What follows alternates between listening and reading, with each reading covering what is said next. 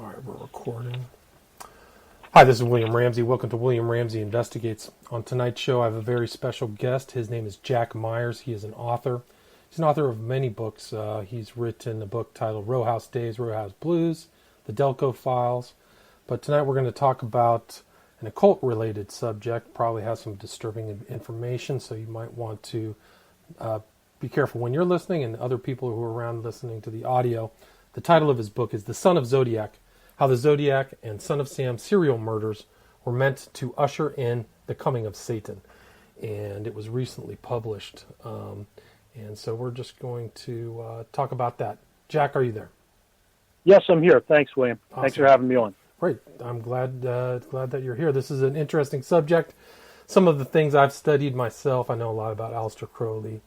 I know a lot about the Arliss Perry murder. I grew up in Palo Alto, so I know personally some of the people who were around and not involved, but I knew the guy who was the priest who worked at the Stanford Chapel. I knew all this, a lot of these people who managed the office that she was working at. So. And I believe that the people who actually saw what happened there were fairly certain that murder, that crime scene was satanically influenced. I know the police tended to look elsewhere to look at basically your lone psycho, your lone nut killer, but it was certainly, from all appearances, premeditated and was satanically influenced. And I believe the church officials stated so.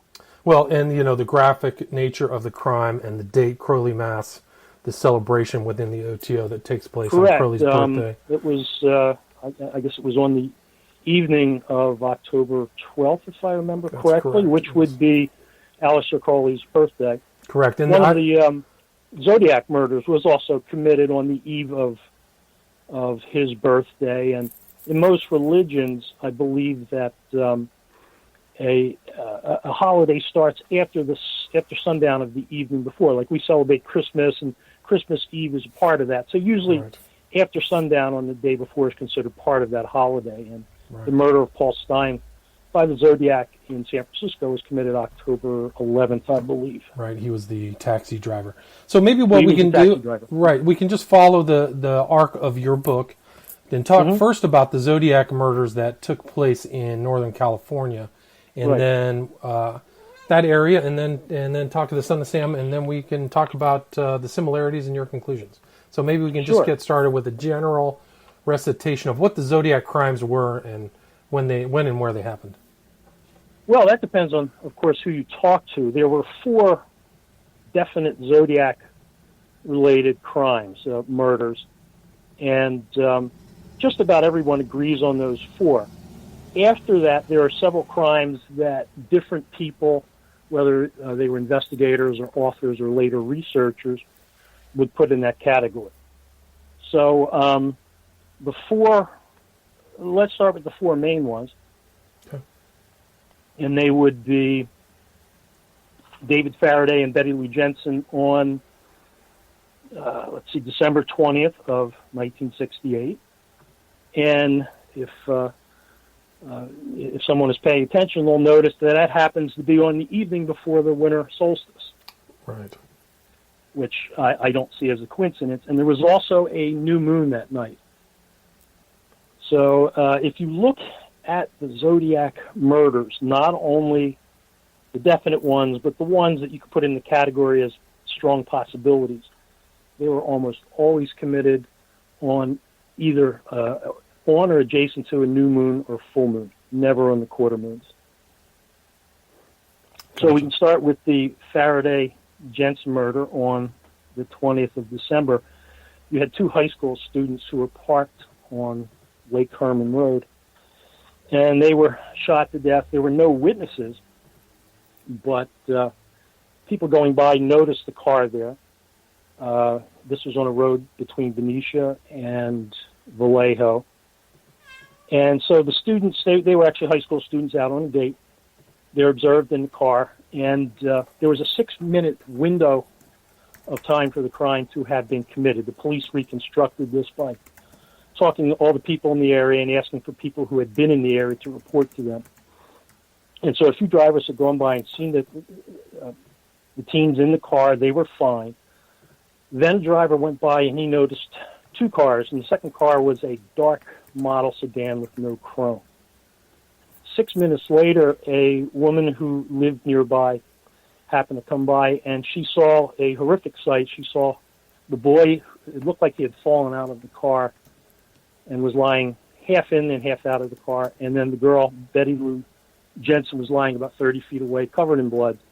There was quite a bit of blood at the scene. And so the witness took off and went and got the police. The police investigated, discovered that these two had been shot with a small caliber weapon, and they were quite surprised that the girl who had run about 30 feet away from the car was shot in a tight group, and she was shot 5 times in the back in a very small space. And they wondered how somebody could be so proficient with a weapon. As it turned out later, the killer would actually write to the police and describe how he had taped a flashlight, a pencil flashlight, to the barrel of his gun. He was very aware of the light settings because somebody in the newspaper said, well, there probably was sufficient light. And the killer later wrote, no, there are high hills and trees in that area. It is very dark. And he mentioned how dark it was out, so he was aware of the new moon situation. And this eventually went in, became sort of a cold case. The towns of Benicia and Vallejo were very upset. But it was written off as sort of an isolated case, and it was investigated. These were really good kids. The boy, David, was, I believe, a Boy Scout or an Eagle Scout. The girl was very popular, a good student. They were active in their church, came from good families, and just had absolutely no enemies except for one possible local boy who was interested in Betty Lou, and she had turned him down and was dating David instead. But when the police looked into that, they found out that the boy had been at home. There had been a birthday party, and there were several family members present at the house, and he was definitely there. So he had nothing to do with this. And when the press interviewed, I think Sergeant Les Lundblad was his name, from the Vallejo Police Department, they asked as to a motive, and he said, we have no motive. It's completely senseless, meaning that this was just seemed to be killing for killing's sake. Right. So that was the first one that they believed. And that area, Vallejo, and that area was rural at the time, actually. It was very rural. In fact, where this murder occurred is still fairly rural. That road has not changed much. Vallejo has expanded greatly. But in that area on Lake Herman Road between Vallejo and Benicia, it's still pretty much as it was back then. Not that many houses. You have the pumping station, the lake. The old, what they call the Zodiac shack, is gone. The kids used to think the Zodiac lived there. But it's still rural. It's 2-lane road and quite rural, and people still like to go out there on dark nights. A lot of the documentaries go out there because it's quite an eerie scene out there at the gravel turnout. Gotcha. So what was the next one that was tied to this? Well, several months went by, and this thing became a cold case, and nobody expected anything more to happen. And then on July 4th, the evening of July 4th, you basically had almost the same murder occur just a little over 2 miles away, not far from Lake Herman Road, just off of Columbus Parkway. And this happened at Blue Rock Springs Park. Again, we had a young couple. The woman was 22. She was married. The man with her was, supposed to be just a friend. He was a little younger, 19, Mike Mageau. And they had pulled their car into a golf course parking lot. There had been some teens there throwing fireworks, but the teens left, and so basically Mike and Darlene were in that car in the Corvair all by themselves. The next thing they knew is they were listening to the radio. A car pulled up behind them and just sat there. And Mike was a little startled, and he asked Darlene, "What's going on? Do you know who this is?" And she said, "Well, I think so. I wouldn't worry about it. He'll go away."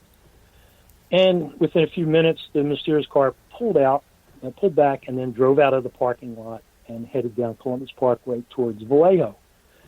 And the couple just continued to talk and listen to the radio, and they thought this was all over. This part of it is not talked about much, but 5 minutes later, 5 minutes or so, Mike Mageau would later estimate, of course, he survived the attack. The car came back, or another car came back, and pulled up even closer to their car, and this time was shining its headlights right at the Corvair, and was pulled at an angle, sort of the way the police have been taught to block in a car. Right. A man got out of the car. He had a very bright flashlight, and he walked toward the passenger side of the Corvair. Darlene and Mike figured, oh, okay, this is the police, and they want to see some ID. So they started fishing for their ID. Next thing you know, the man said nothing, although years later, Mageau would say that he believes the man said the word or said the name D, which was Darlene's nickname. But the initial police reports, he said the man said nothing. Suddenly, there was a muzzle flash, and bullets started to fly into the car. Both the male and female were struck. Mageau tried to get away by climbing into the back seat. He sort of, I think, put his feet up on the dashboard and hurled himself into the back seat, kicking and thrashing, but the bullets kept coming. He had been shot in the jaw, in the neck, I think in the body, and somewhere around the knee or the ankle.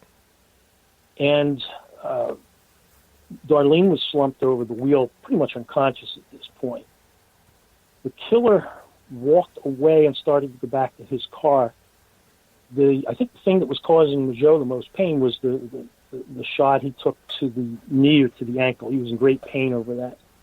And he cried out, he let out a moan. At that point, the killer turned around, came back to the car and fired a few more shots, then returned to his car and slowly drove away. Mike tried to get out of the car, but he was very, very badly injured, very incapacitated. All he could do was open the back seat on the passenger side and basically tumble out onto the pavement, and he could go no further. He was going in and out of consciousness. But he did see the taillights of the car go off toward Vallejo. Gotcha. And he survived, right?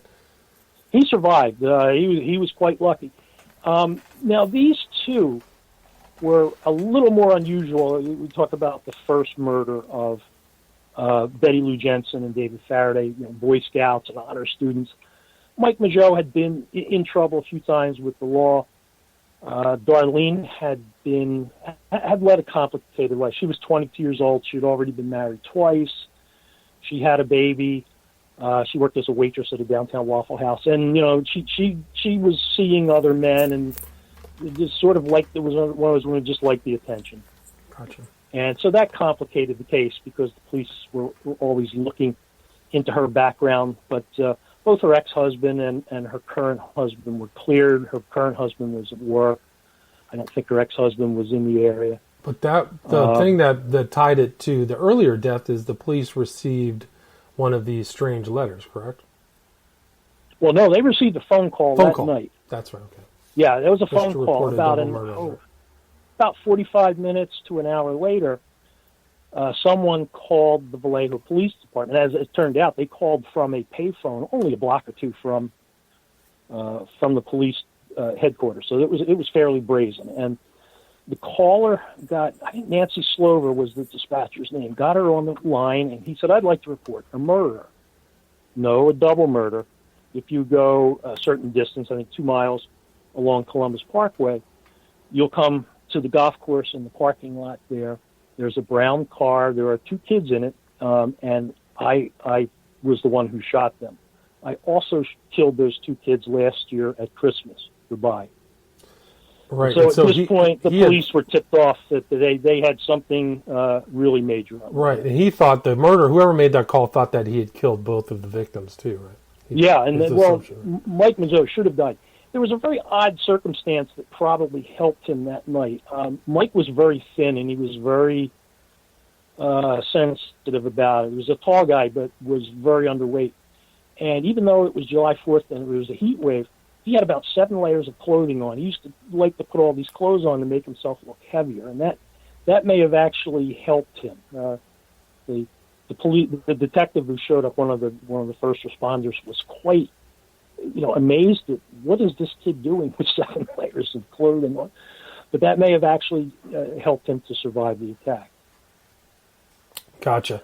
So now the one thing I want to point out, if we go back to the first murder on Lake Herman Road, the cops were, a lot of the cops were shaking their heads like, geez, if this guy had just tried this a few minutes earlier, a few minutes later, he wouldn't have, somebody would have seen him and he may not have gotten away with it. What they never considered was there was a lookout, which is what was going on at, as David Berkowitz would explain later with the Son of Sam case, that they employed lookouts. And the cops were just wedded to this idea that this is a lone psychopath and he's doing this on his own, and therefore was lucky. They never thought about the fact anybody was watching the road. Now, fast forward to the July 4th attack with Mike Mageau and Darlene Ferrin. What we have is that car coming into the parking lot and sort of casing the place and looking at the car. Right. So, and then leaving, and then another car coming back. This is what was going on with the Son of Sam case, where you had somebody scouting for potential victims.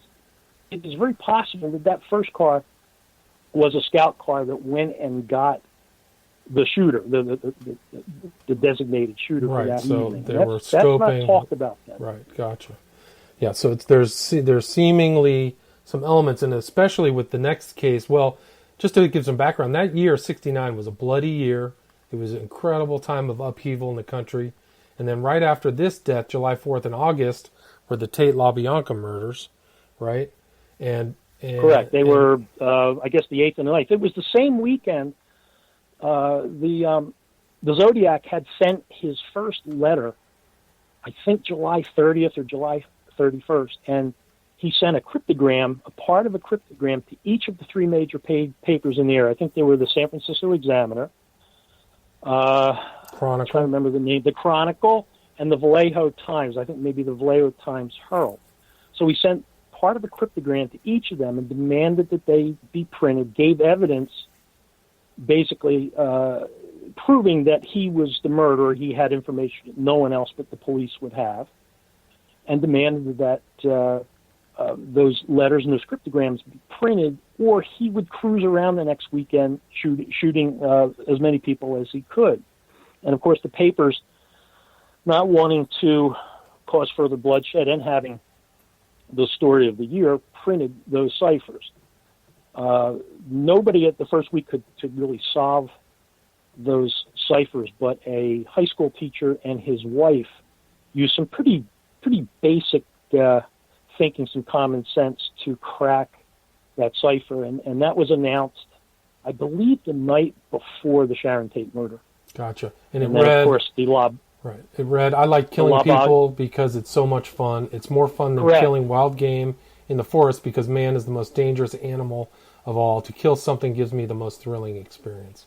Right. And that is why when you start looking at the letters, and you mentioned Aleister Crowley, one of the newspaper reporters who really stuck with this story was Dave Peterson of the Vallejo paper. And he believed, after seeing most of the letters, that the Zodiac was influenced by Crowley. Basically, I'm going to do my thing, so, sort of a updated slogan or a 60s way of saying, about the book of the law. Do what thou wilt. Do what thou wilt. Right.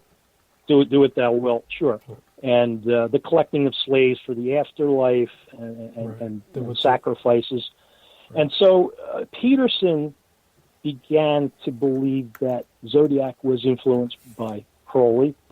And he also started doing a chart, and he was the one who came up with the idea that he wrote in a letter to one of the other investigators. He said, this guy is a moon cultist. He's doing this. There's too many hits on new and full moons. Right. So he was the first one to pick up on that. I picked up on that independently.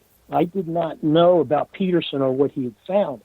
The way I found it was by reading a little piece in Maury Terry's book, The Ultimate Evil, Right. where he mentioned that he found out from one of the prison informants from Berkowitz that except for major satanic holidays, the Son of Sam cult met on Thursdays that coincided with cycles of the moon. Right. So when I read that, I thought, I did a chart and I could find no relation in the Son of Sam murders. What Maury Terry found was that those murders were committed around satanic holidays, but they had they did not match up. No moon correlation. No moon correlation. But as soon as they did that for the Zodiac case, it bang, bang, bang, bang, it was right there. And then I found out that Dave Peterson had been onto this as early as 1977. All of the Zodiac crimes occurred either during a full or new moon.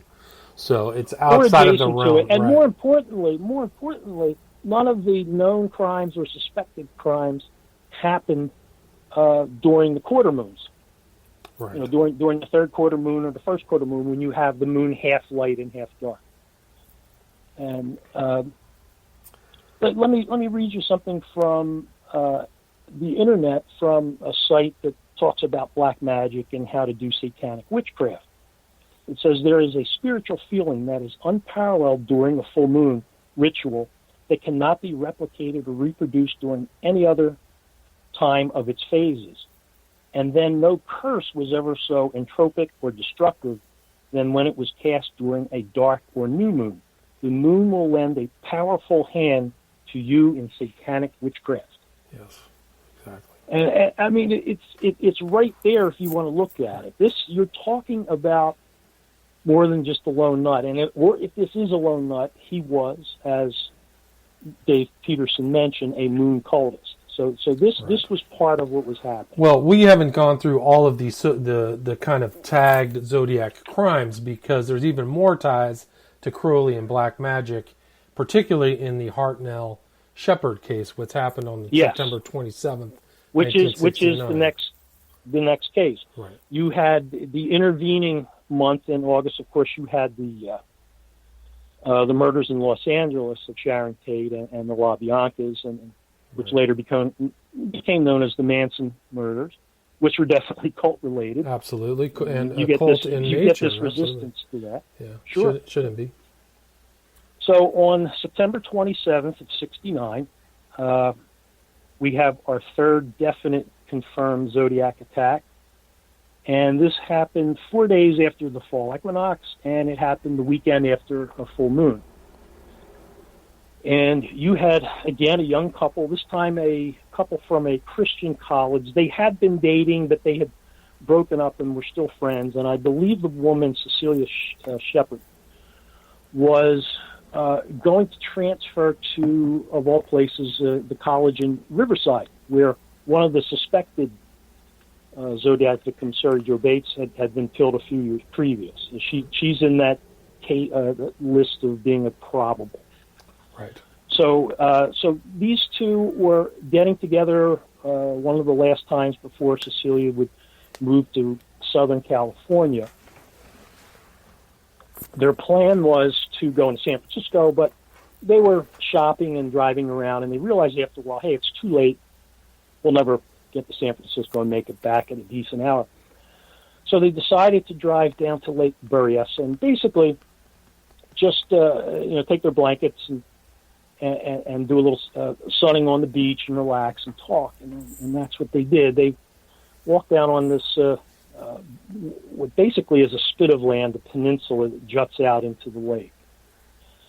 And at the very end of that peninsula, there's a small beach, there's a picnic table, there were some trees at the time there, and they settled in and were enjoying the afternoon.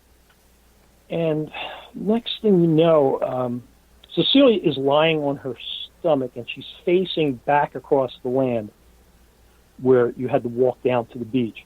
Brian is on his back looking up at the sky, really facing more toward the water. And Cecilia became alarmed. She said, hey, there's a guy over there. I don't know if he's watching us or what he's doing, but he just went behind the tree. Brian Hartnell thought that she meant this was on the adjacent peninsula. He had no idea that what she was talking about is some guy 20 or 30 yards away. He thought she meant somebody a few hundred yards away, and he figured, well, this guy's just going behind a tree to relieve himself, and there's nothing to be worried about. And the next thing you know, Cecilia jumped up, and she said, oh, my God, he has a gun. And Brian started to stand. He turned around, and there's a man in a executioner's mask with a pistol, and he has this bib on, this black bib, with what we would later know as the Zodiac icon, that crosshair symbol. Right. So the guy is only 10 yards away, and he has a pistol drawn, and Hartnell is obviously very concerned and startled. And Cecilia asked, what do you want? He said, don't be alarmed. I just want your money. I've escaped from a prison up in Montana. I'm a little bit desperate, so, just do what I say. And Brian started reaching in his pocket, and he said, well, I only have 75 cents. And the man said, that's fine, everything will help. And then eventually said, well, I'm going to need your keys because my car is hot. I'll have to take yours. And Brian, was looking for his keys. They were on the blanket. He couldn't find them.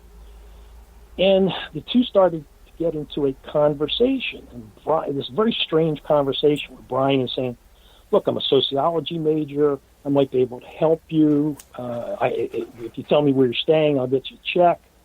And there's this very odd conversation. And the man is sort of stalling for time. And eventually he says, now I'm going to have to tie you up. And Brian groused about that a little bit, but Cecilia said, look, just do what he says. And the man handed Cecilia some clothesline or cord, plastic cord, and said, you tie him up. So she had to tie Brian's hands behind him. And then the killer stepped forward, took some more cord that he had brought with him, and he tied Cecilia's hands. He made them get on the ground. And this strange conversation continued. Brian asked, hey, can you tell me, he said, before you go, is that gun really loaded? And the man said, yes, it is. And he actually opened the gun and showed him the clip inside that it was loaded. And the strange conversation continued. And they went on for about 10 minutes. And Brian noticed that the man was sweating, and he was very nervous. And he asked him at one point, he said, You're kind of nervous, aren't you? And the man thought about it for a second. He said, yeah, I guess I am. And he was obviously stalling for time. Suddenly he said, well, I'm going to have to tie you up more. And Brian said, well, what are you talking about? And he started to hog tie them, which if he was going to murder them, right, it really didn't make any sense. You already had them incapacitated. They were already tied up and on their backs, and he had a gun, he had a knife. Why did he have to hog tie them? But that's what he did. And Brian sort of complained, like, hey, we're going to have to stay out here all night, and it's kind of cold. And the killer said, you just be quiet. And a few more minutes went by, and suddenly he says, all right, I'm going to have to stab you people. Well, Brian looked up, and he said, well, if you're going to have to stab somebody, stab me first, because I can't bear to see her stabbed. And he said, all right, that's what I'll do. And the killer reached over with a knife that was about a foot long. It was almost, people have called it a knife, but it was really almost like a bayonet. And he started stabbing Brian Hartnell in the back, and he stabbed him, I believe, 6 times. Luckily, even though the wounds were very deep, none of them hit any very vital areas, although Brian was still going to suffer quite a bit of blood loss. And then the killer proceeded, since Brian played dead, the killer proceeded to go over to where Cecilia was lying. Well, by this time, she's seeing what's happening to Brian, and she's freaking out, and she's kicking and screaming and trying to roll away, and the killer jumps on her and starts stabbing her, but she's moving. So instead of just getting stabbed in the back, she's stabbed in the breast, in the side, in the back, in her legs. She's stabbed all over. She's stabbed, I think, at least 10 times. Finally, her cries were reduced to a whimper, and the killer basically stood up, turned around, and started to walk back up toward Knoxville Road, which was, maybe a good distance away, 500 feet, and uphill, and it was, a dirt, rocky path, so it was a bit of a hike, and the killer returned to the road, And before he left, he took a magic marker, a felt pen, and he wrote the Zodiac sign on the side of Brian's Carmen Dia. It was a very light color, maybe possibly a beige or white car.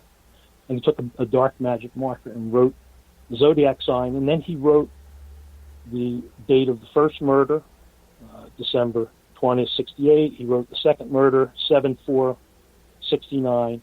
And then he wrote that day's date, 9/27/69, 6:30. He put the time in there, by knife, and then disappeared.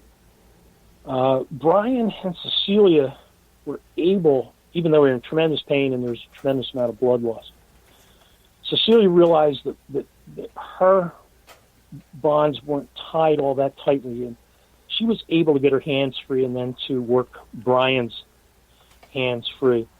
And they saw a boat not that far out in the lake, and they were calling to the boat, but Brian later said, well, I think they probably think we're just pranking them. And the boat sailed away, disappeared.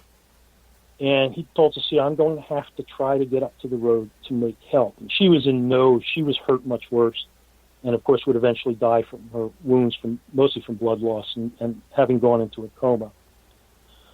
And so Brian, step by step, tried to make it up to the road, but he had suffered so much blood loss he kept blacking out. And just when he thought he wasn't going to make it, he saw a flashlight coming down the trail, and he thought, oh no, this is it, the killer's come back. And luckily it was a park ranger, a second or third boat that had passed them, took the couple seriously. The fisherman kept going, and he had gone to the ranger station and summoned help. So the two were rescued. It took a long time for the ambulance to get there, unfortunately. And Cecilia, both Brian and Cecilia were able to give a description of the attacker.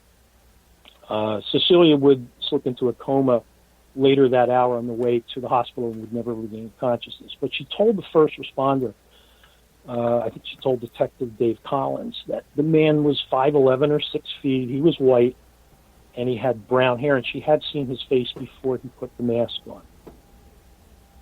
Brian would later describe the man as quite large, at least 6 feet, maybe over 6 feet.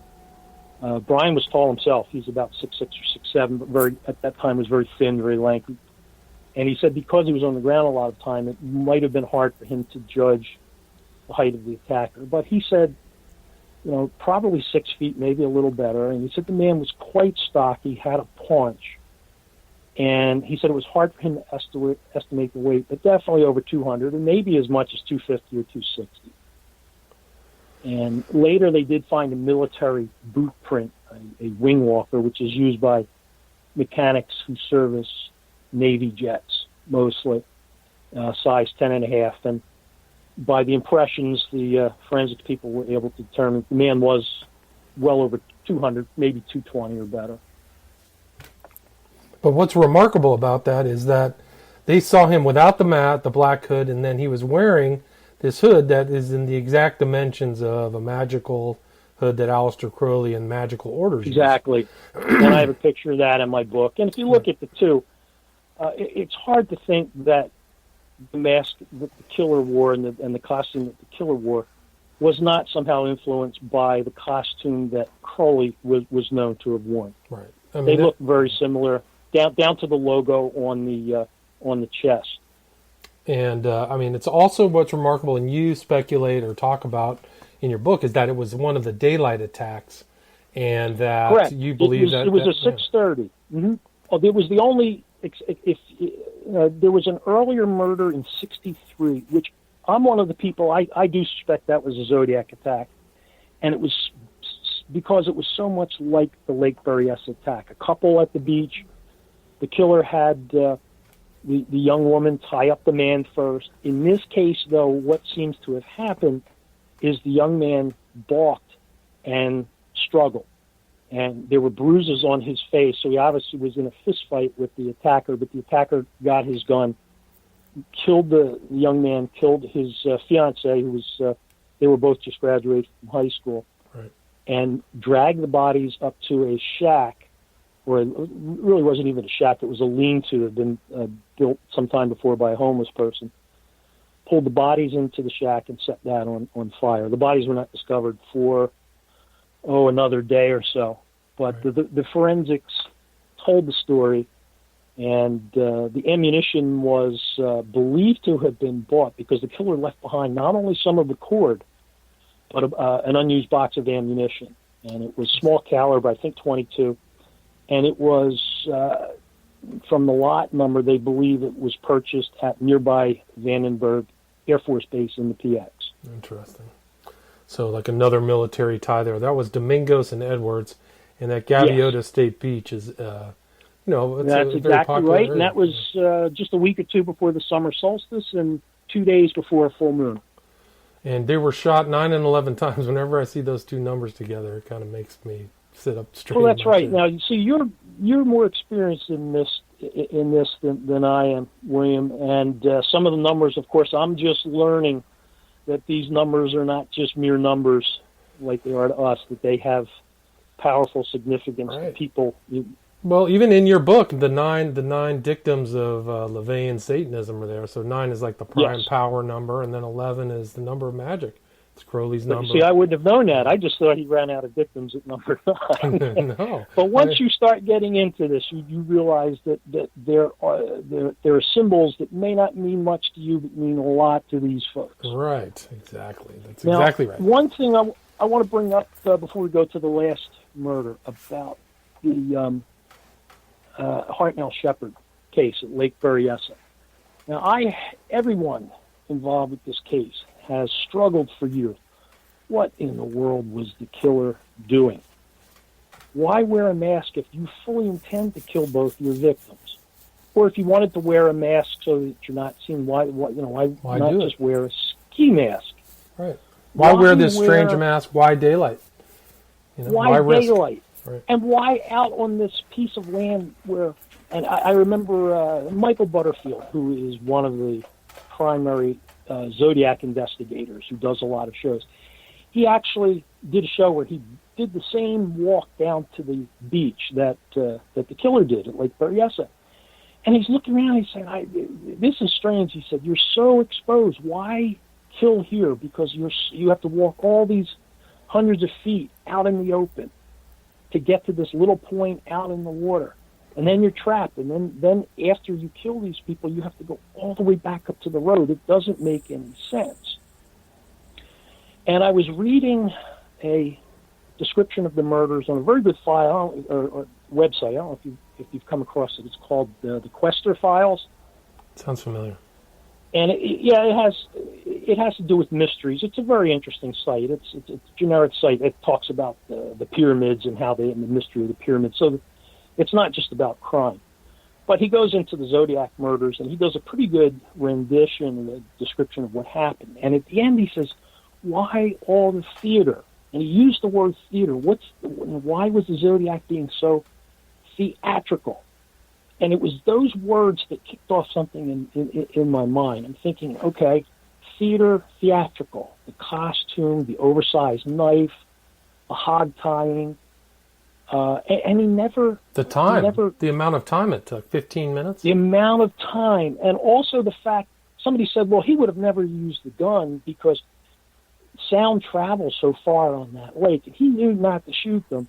So he stabbed them instead. I'm thinking, but he never taped their mouth shut. They were screaming and screaming for help. That sound must have traveled.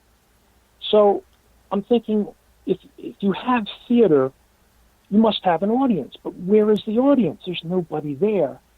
And then it finally hit me. This attack was filmed. It had to have been filmed. And, of course, Maury Terry strongly suspected that the last attack in the Son of Sam murders, the killing of Stacy Moskowitz and Bensonhurst, was similarly filmed, and he came up with a lot of evidence to prove that theory. And there was a man that he believes that was eventually killed over the film, right? Yeah, there's supposedly, Mm-hmm. that snuff film was supposedly. So I started to think, well, okay, you're going to film this. I mean, they didn't have GoPros back then. not many people in '69 had sophisticated camera equipment. Most of those people were in the entertainment business. Where would you film this from? And it hit me. They filmed it from a boat. The boat that Brian and Cecilia called for help that sailed away was likely where they were filming this from. It's the perfect alibi. Even if they had been stopped, they would say, well, we're just out here pleasure boating, and, we don't have anything to do with what is going on shore. That explains the location out on this very exposed point of land out in the water. Close to the water. Do you know if Faraday, Jensen, and Farron, Magot, Hartnell, Shepherd, are these all kind of lovers' lanes, or these are places where couples drive out? Okay, so they are. Absolutely, all three. The turnoff on turnout, the gravel turnout, was known by the high school students, both in Vallejo and over in Benicia, and that was a known lovers' lane spot. Certainly, the parking lot, the dark parking lot after hours next to the golf course, which would usually be deserted, was a known spot. Gotcha. And this very scenic spot out on this peninsula of land that juts out into a very beautiful Lake Berryessa was a lover's lane spot. Well, have you ever read the book The Beast of Florence? I've heard about the case. It's a case about a serial killer in Italy. Well, supposedly it's one killer, right? It's supposedly kind of like the same type of thing they made up of Son of Sam and Zodiac, is that it's an individual, but it's the same type of deaths as all these, where couples are at lovers' lanes, but they had one case where they know there had to have been two people involved. They had to have known because one person was chased down and the other one would have got away. So they know that at least two people were involved, but they're all these same kind of involvement, occultism, full moons, really strange events, groups of people.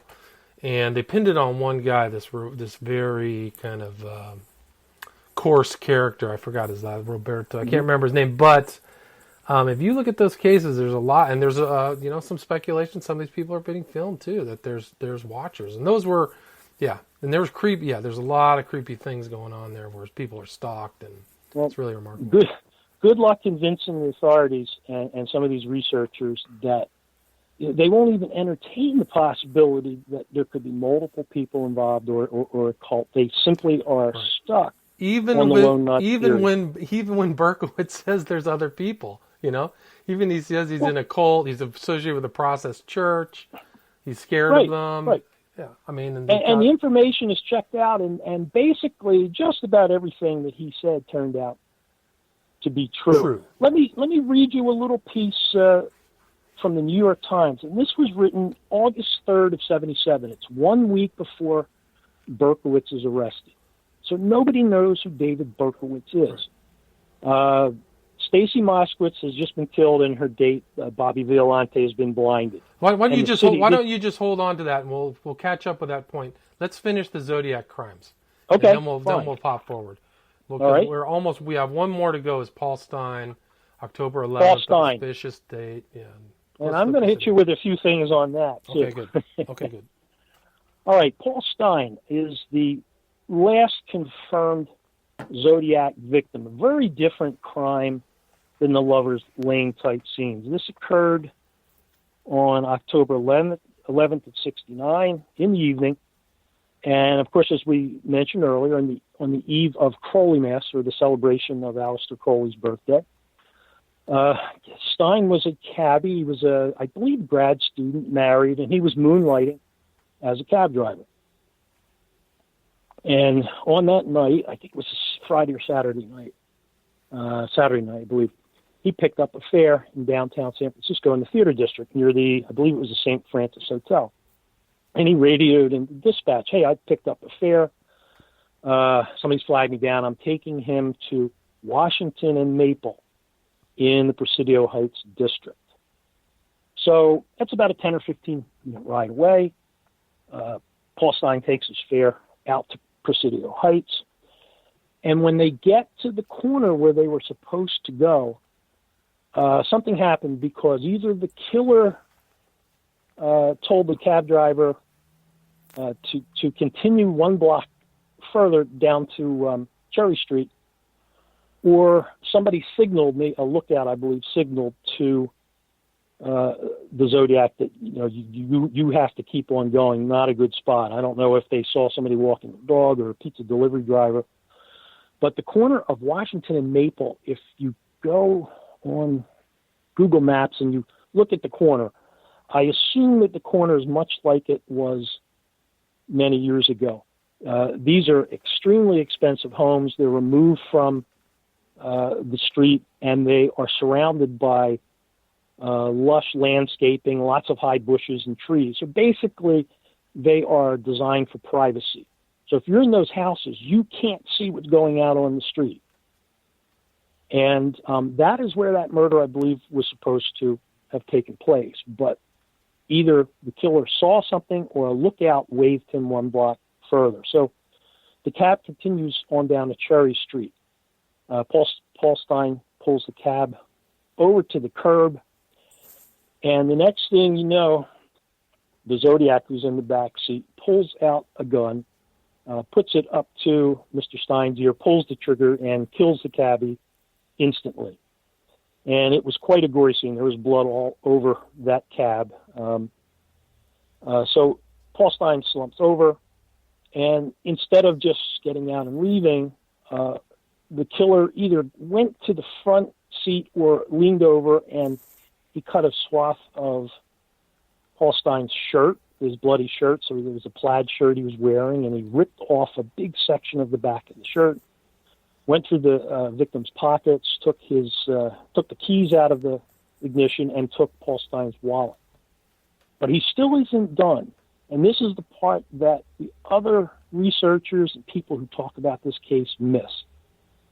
There were teenagers at a party across the street on, I think, up in the loft, like on the third floor. And one of them happened by the window, and he looked out, and he saw this strange scene with the cab parked by the corner of Cherry and Washington. And he can look down into the cab, and he sees the Zodiac, this man sitting in the front seat with the cab driver's head in his lap. The Zodiac is cradling the victim's head. And I don't think he's giving resuscitation. Nobody ever tries to explain that, and that is in the reports. That is there. The kids noted the basically description of the attacker. They estimated him to be about 5'8", 180 pounds or so, with a crew cut, which is very odd in 1969 San Francisco, seeing a young man with a crew cut. They estimated him to be 25 to 30 years old. After cradling Paul Stine's head, the killer gets out of the cab, walks around with some kind of cloth, tries to wipe down any place that he might have touched on the outside of the cab, and then simply saunters north on Cherry Street towards Jackson. The teens go into a panic. They get to a phone. They make a phone call, and they get the police dispatcher. And they try to tell the police dispatcher what has happened. In their description, somehow something got misconveyed. Either they said something wrong or the dispatcher misunderstood something. But she put out a bulletin that in the area that there had been a robbery of a cab driver, and be on the lookout for a black suspect. So the police who raced to the scene, there were two officers, Falcons Elms, they raced to the scene. They're there in about 2 or 3 minutes, but they take Jackson Street, and just as they are traveling west on Jackson Street to go down Cherry, they see a stocky white male with a reddish blonde or reddish brown crew cut ambling eastward on Jackson. Well, they slowed down and took a look, and he's a white guy, so he doesn't match the description, and they kept on going. And by the time they got to the scene, one of the other investigators is there and is processing the scene, and they start talking, and they mention that they saw somebody. Well, why didn't you pick him up? And he said, well, it was, we heard the suspect was a black male.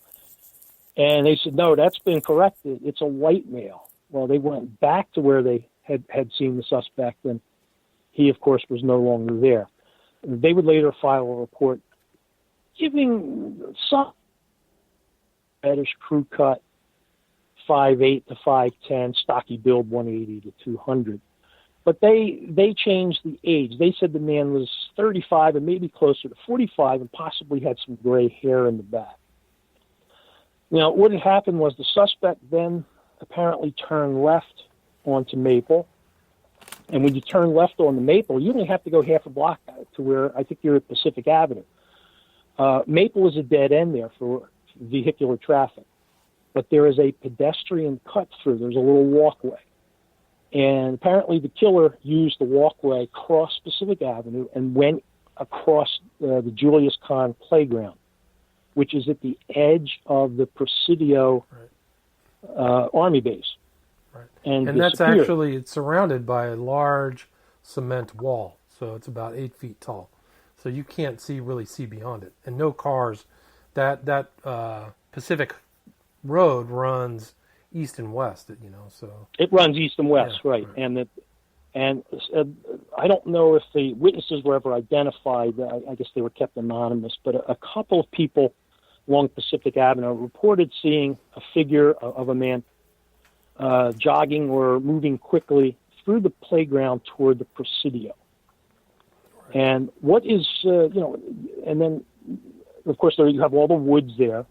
And the police show up, and they get this information that the killer might be in the woods.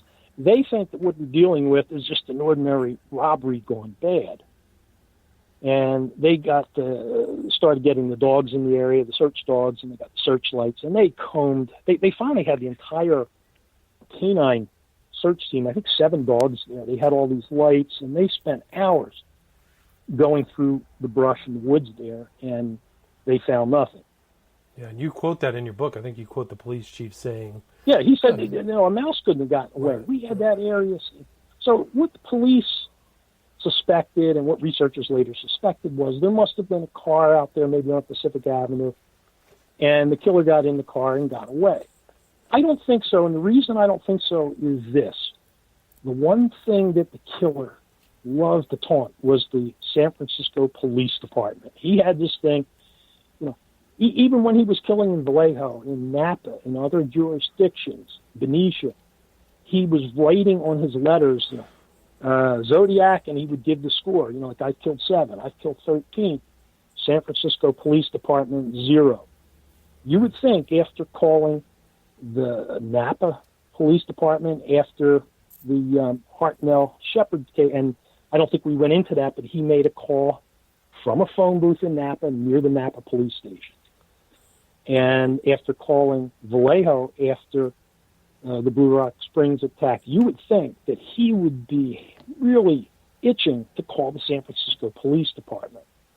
But he doesn't do that. He waits until the next day to write a letter and put part of the torn shirt that was taken from the victim, Paul Stein, in the letter to prove that he is, as he said to open the letter, I am the murderer of the taxi driver. And he said, I'm the murderer of the taxi driver at Cherry and Washington. He didn't say, or at Maple in Washington. He didn't say Cherry, where the man was actually killed. So Paul Stein's records sync up. He called in saying, I'm taking the man to Cherry, or to Maple. And then the letter from the Zodiac, from the killer, said, I'm the murderer of the taxi driver at Washington and Maple. But the murder was actually done at Cherry. So this was a planned murder. And was supposed to go down Washington and Cherry, and the killer was supposed to escape, and he could have done so in a minute or two onto the grounds of the Presidio. Right. I believe that based on the crew cut and the looks of the killer, that where he did escape was onto the base, actually. I believe this was one of the military members of the cult. And there's actually been known, in that area, there was a known cult right there under Michael Aquino involved in pedophilia. Correct. On the Presidio. The Presidio used to house a ton of military people. It's now private. I mean, it's not a public military base anymore, but back in the day, it was teeming with military people. Very cush houses, etc. Yeah. Michael Aquino later appeared on... and he had been a high-ranking member at that time, at the time of the Zodiac slayings. He was a member of the Church of Satan. So and eventually rose to be, I believe, the number 2 man under Anton LaVey. Right. But Then by he splintered 75, off, yeah. he and his wife, who of course Lilith Sinclair, who had been a grotto or coven leader in, of all places, Manhattan, Box 666 Manhattan. So Aquino had split with the Church of Satan and had started his own cult, the Temple of Set, at the Presidio. And it was known, and he admitted that he had been a Satanist since about 1968 and was openly practicing Satanism. And when asked on these TV shows, Geraldo Rivera and also Oprah Winfrey, how long have you been a Satanist? He said, oh, since 1968. And when I started my military career, and they said, has the military, how long have they known about this? He said, oh, I've been open since very early on, since I first started. So the military knew that this man was a practicing Satanist, and he said on the show, it's constitutionally protected. It's my religion. And there was some curiosity at first, but eventually they just left me alone to do my job. It's it's just a strange religion. It's a little different, like Buddhism. That's for people who don't know. He wrote an 800-page book called The Book of Coming Forth by Night, referencing Crowley, all these guys. Yeah, so right. He wrote from Psyop to Mind War. Have you ever read that piece of literature? No, but I understand the book was actually somewhat influential. That his specialty was psychological warfare. Right. And he claimed that future wars would largely not be fought with conventional weapons. They would be fought with propaganda, and that you can fool with somebody's mind enough where they'll just simply give in to you. Yes, right. Well, he actually was an advocate for all types of radiation, microwaves to implant brains. I mean, his idea was not even to have a psychological operation on top of a psychological operation, but continued battling of mind control without a let-up. So it's constant mind war. That was basically the summation of his publicly... And this man continued to rise in the military, and he said, I tried to keep my private life and the Satanism separate, and he was obviously a very bright man. He was not only attained the rank of lieutenant colonel, but he became a doctor in history, I believe, and taught at Golden Gate University. Well, his mother actually has a tie to Stanford University. She was a total genius as well. I mean, I don't know how smart Aquino is, but his mom was like a very young entrant into Stanford. I think when she was 16, she was like a polymath. Mm-hmm. So, I mean, yeah, those guys have a core in, and then you talk about Arlen Sperry, et cetera, et cetera. And I've listened to both him and his second wife, Lilith, who was a practicing Satanist in the Temple of Set. And they do seem to be very, very bright cookies, but they're very upfront about who they are and what they do. But when it comes to some of the crimes, they will completely disavow them. And it is my guess, if I had to hazard a guess here, I think that the Zodiac crimes were probably committed by a splinter group from his Temple of Set. That is just a pure guess on my part. Well, but everything points to the Presidio. Interesting point. David McGowan, you mentioned in your book, but he actually had a back and forth with Michael Aquino. I have the conversation he had when Dave was still alive. It was an interesting conversation. Of course, Aquino denies any malevolent actions or anything like that. I can't remember what the subject was. Aquino, of course, was implicated in that pedophilia scam that involved, I guess, the daycare center right there on the grounds of the Presidio. He denied it, and he gave basically defended himself by saying for most of the time he was not in San Francisco. He was back, I believe, in D.C., so he was on the other side of the country. But there were children who picked him out and identified his photograph. Yes, that's right. And one 3-year-old who was the daughter of a military chaplain, and it was later claimed that some of the children being abused were singled out because of their parents' religion, they were deeply Christian or they were the child of a chaplain, that they were singled out for abuse. But she picked him out and in a deposition said it was Michael Aquino who had abused her. And if I he remember argued correctly, that some of those kids one of them had a venereal disease, like something. If I exactly. remember. That's Yeah. where I was going. Okay. He denied it. He said this was all implanted into the children's mind when they went through therapy. And the therapists all agreed that these children had suffered not only psychological abuse, but physical abuse as well. And some of them were a few of them were able to describe the sort of the rooms inside the Aquino house. There was a warrant issued. The police did go there, but of course the Aquinos are waiting for that, and they didn't find much except some of the satanic materials and books, which you would expect, and some unusual videos. I believe that they mentioned they found a soundproof room, what they suspected was a soundproof room, and they were very suspicious of that. But there was not enough basis to charge the Aquinos, and therefore they never went to trial. But 4 of those children, as you just mentioned, were tested positive for sexually transmitted diseases, and who knows what they imagined or was transferred into their minds during therapy, but it was not the STDs. You can bet on that. So you can bet on that. So Paul Stine was considered to be the last known Zodiac murder, but there are other ones. There was, I think you listed Rodriguez and Martinez, possible, Robert Salem, Donna Lass. Yeah. All these others are possibly around that time, and really California was like a slaughterhouse. There was just all kinds of serial killings going on. Right. So it's hard to, if the killer doesn't take credit for that, the Zodiac did take credit for the abduction of Kathleen Johns, which was a very strange case. She was able to get out of the car and describe him, and of course the man she described was 5'9", 160. And it's very interesting when you look at the researchers and the reports later in the books. They described this man who allegedly abducted Kathleen Johns as a stocky man, and I'm thinking, who is stocky at 5'9", 160? Right, That's not a stocky man. They were trying to make the description fit some of the earlier descriptions. The killer, and of course Mike Mageau's memory he was a poor witness, but we'll go with what he originally said. The killer was a shorter, stocky white man, about 5'8", with a round face and wavy or curly, light brown, almost blonde hair. Okay?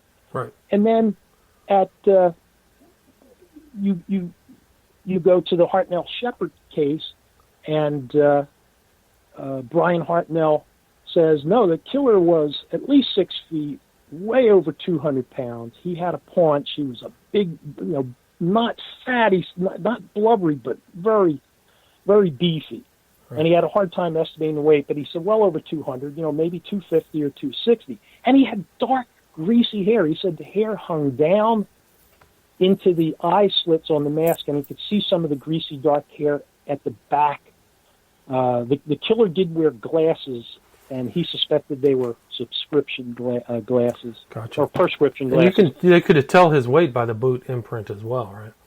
Right, and it was measured at well over 200 pounds. But he could see the dark hair from behind the mask where the plastic straps were there to keep the glasses in place. Some of the hair was peeking out. So we have a killer with long, dark, greasy hair. And then just a few weeks later, we have the attack in Presidio Heights on Paul Stine, and everyone involved said, no, the killer was 5'8", 180 pounds, and he had reddish hair that was in a crew cut. Yeah, so all these different things, yeah. And we'll find that that's kind of the same in the description for the Son of Sam killings, correct? Right. So we can get to that. But so those are all the crimes that happened, and then you kind of move on towards, this whole Maury Terry. When he was alive, I was part of Maury Terry's. I still am on Facebook. He had a kind of a page people would share information. But and there's that page is still up, even though Maury's gone. Some of the people involved with the case still discuss it. Carl DeNaro is still around, yeah. So he's one of the shooting victims. Carl is still around, and he is absolutely convinced that the person who shot him was not David Berkowitz. He had actually bumped into David Berkowitz on the sidewalk before he got on the car, and he saw the direction in which Berkowitz was walking. And the attack happened soon after he got in the car. Now, Carl at the time had long dark hair, and he was in the car with his girlfriend. So it is assumed, since he was the one who was shot at the most, that the killer probably mistook him for a woman with the long hair he was wearing at the time. But he said that I saw Berkowitz just a few minutes before I shot. I saw which way he walked, and the way the direction from which the killer came, it could not have been Berkowitz. And Berkowitz would later say, yeah, I was there, but I did not pull the trigger. And it later came out that the person who actually pulled the trigger was not a man, but a woman. And the woman was a smaller woman and had trouble with the recoil on this big .44 caliber gun. Right, they were using the same gun for all the murders, right? The 44 snub. Is that right? Berkowitz later said no. They had different. They had 2 or 3 44s. They had his, which was purchased in Houston by an Army buddy. Gotcha. And that's the one that the cops found in his car when he was arrested. Gotcha. So maybe we can There's just no go. doubt that Berkowitz was involved and that he did at least 2 of the murders, but the descriptions do not match. They match other people in his orbit. Why don't we just do a brief outline of all the Son of Sam murders? Sure. Okay. We'll do that. I mean, maybe one thing I can finish up just on the Zodiac is that one of those letters they sent is full of occult imagery. There's like an eyeball. There is the OK sign 666. There's the smiling skull. So the Zodiac is permeated with all types of esoteric. It's permeated. And as I said earlier, I mean, the name Zodiac itself is an occult name. Exactly. The Zodiac, signs of the Zodiac, right. So then we're gonna let's talk about the Son of Sam and those cases and how similar they are to the Zodiac cases. Okay. Did I earlier read the piece by Howard Blum in the New York Times? You did not. Okay. The August 3rd piece by Howard Blum. He wrote in the New York Times 1 week before Berkowitz was captured. Okay. And this is the exact thing why Terry and other people were so suspicious. Basically, what journalist Howard Blum wrote on August 3rd, which was a couple of days after the last murder, the murder of Stacy Moskowitz in Benson. What year is this? 77. 77. Thank you.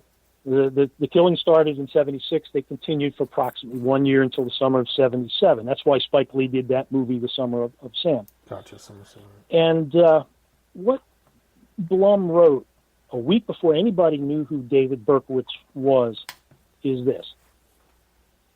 He said that the eyewitnesses to the shootings and the descriptions they provided have resulted in 4 different drawings by police artists of the killer.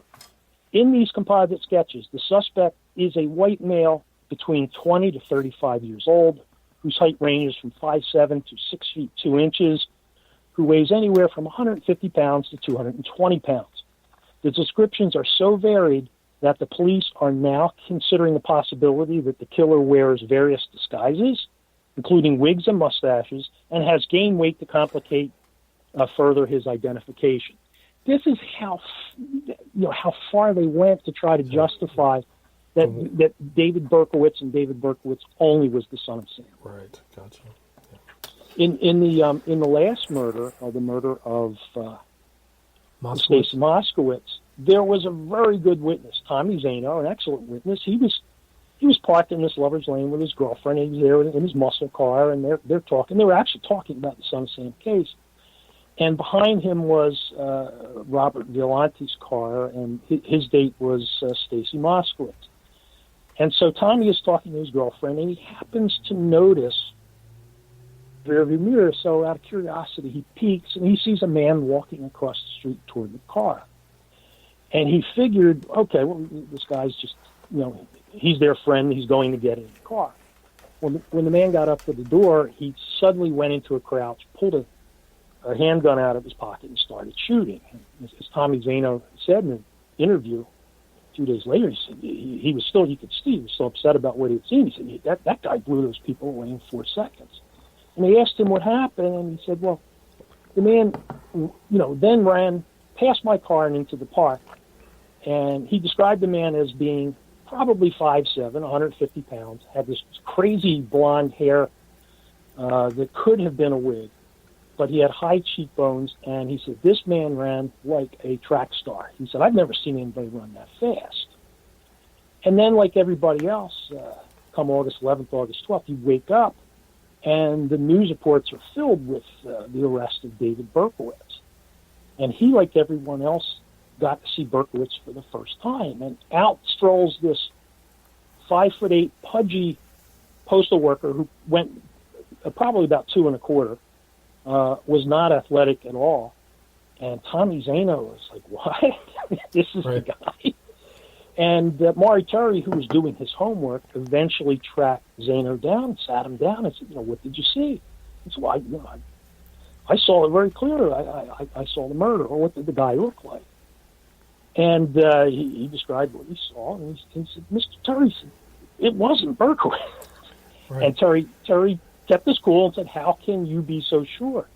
He said, Mr. Terry, nobody can get that fat that fast. You can't put 70 pounds on in a week.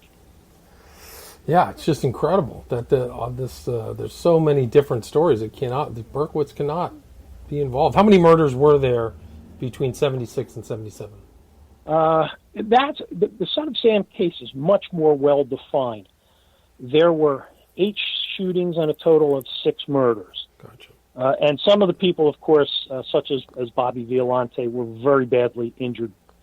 Mr. Violante lost most of his sight, was never able to drive again.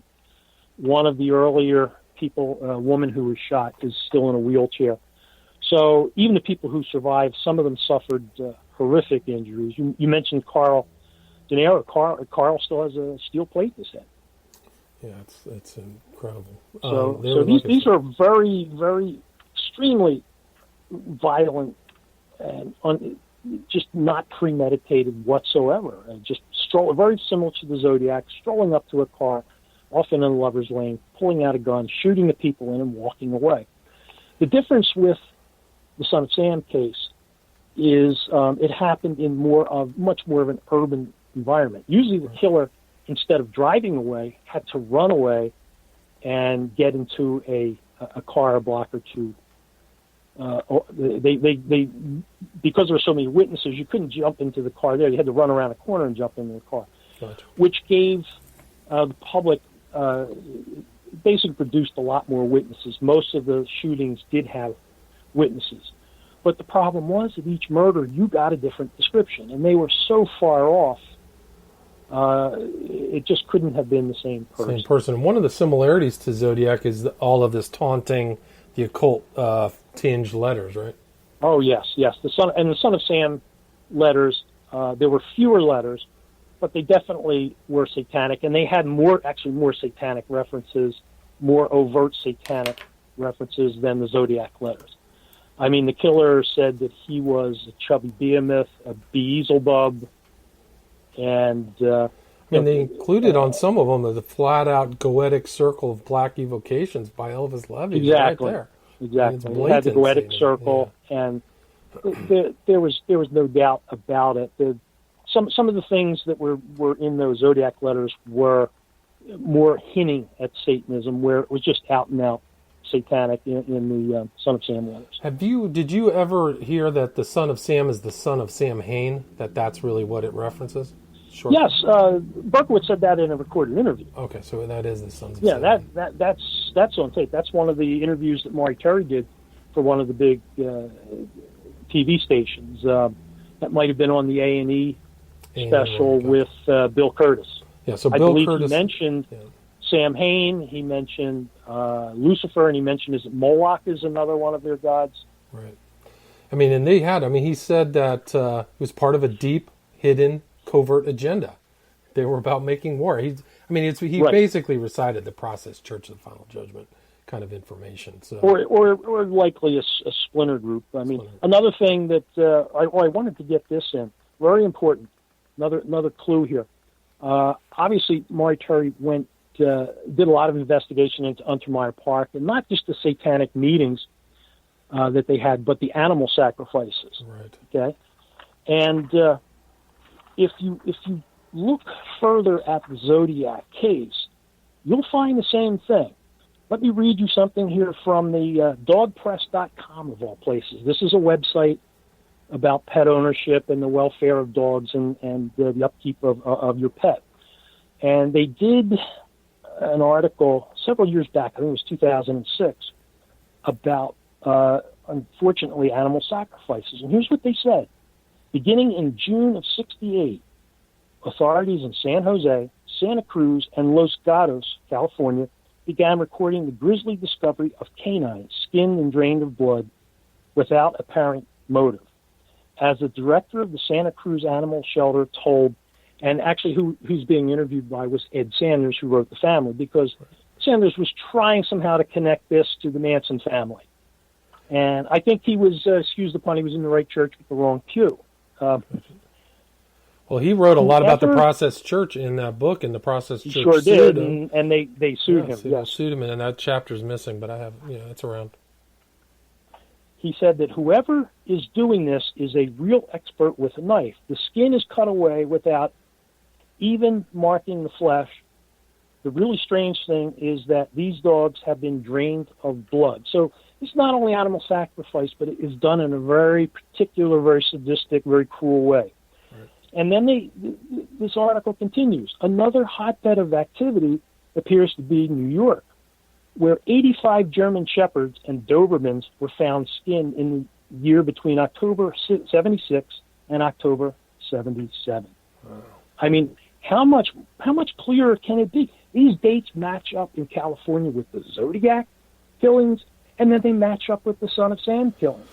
And they had there's pictures of process guys with their German Shepherds, So the suspicion is that they're keeping on this tradition of what the SS used to do in Germany, which is you get a dog, you raise the dog, and then they tell you to kill the dog as a sign of loyalty. So I think that there's some correlation or connection between that may or may not be the case. I believe Maury Terry thought that the Westchester cult that was responsible for the Son of Sam killings was a more violent splinter group or an offshoot of the Process Church. They called themselves the Children, and he believed that they basically took some of the traditions that the Process had, where the original Process members from England owned Alsatians, this particular type of German Shepherd, and that this offshoot turned that around and were actually sacrificing them.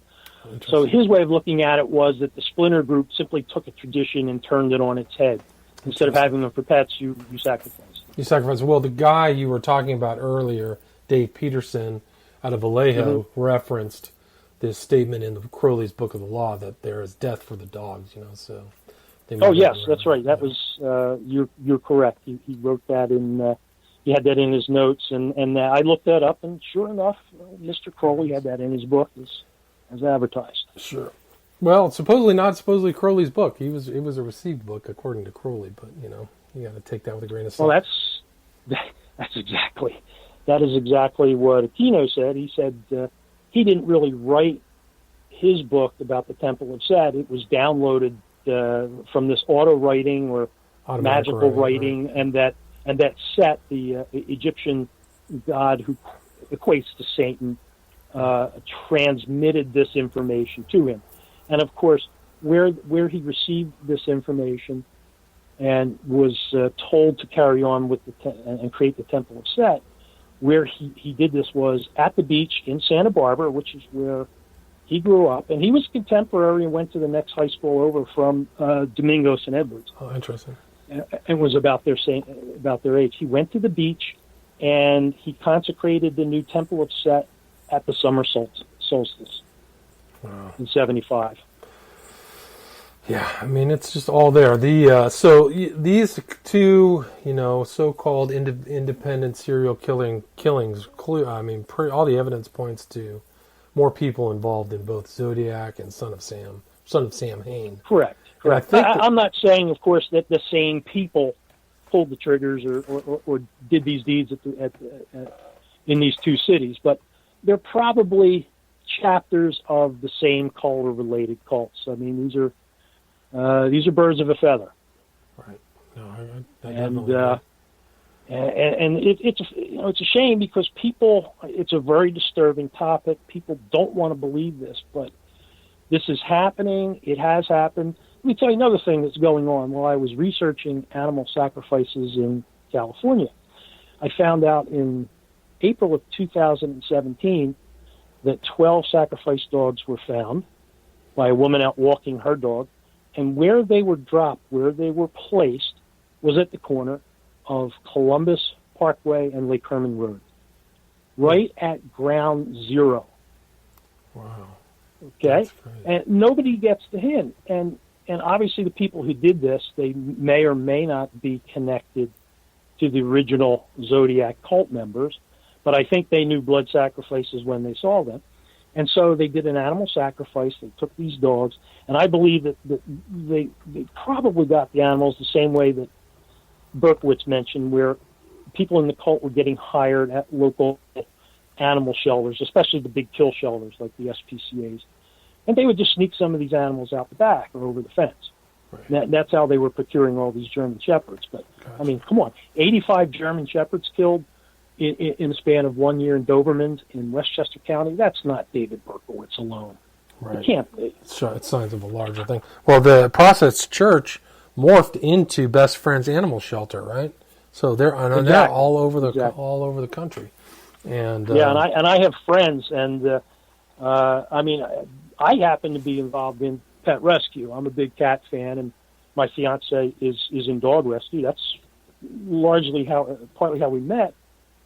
And so this particular thing is very disturbing to me, but I know how these shelters work, and it's very hard to keep people, and the pay is low, and having to put in the kill shelters, having to euthanize animals is just you sign up wanting to help animals, and you wind up having to euthanize them, and people just leave. And it was very easy for the Satanists to get some people in these places, and I believe what they did was, okay, I'll take care of this, this euthanasia this week, and I think animals were being hustled out the back door. Just right out the back door. Because right. the 12 dogs that were found in 2017, we're talking just not even 2 years ago, were well cared for.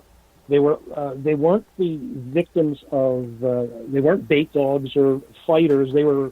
Some of them were big, but they were little Yorkies and dogs of all sizes, and they appeared to have been well cared for. And no one in the area seemed to have reported any missing animals. So there was a question of how did this happen? Not only who did it and why, but where did they come from? Because we're not missing any pets. Right. And then a few weeks after these dogs were found, whoever did this dropped a sacrificed goat. They put a goat carcass there.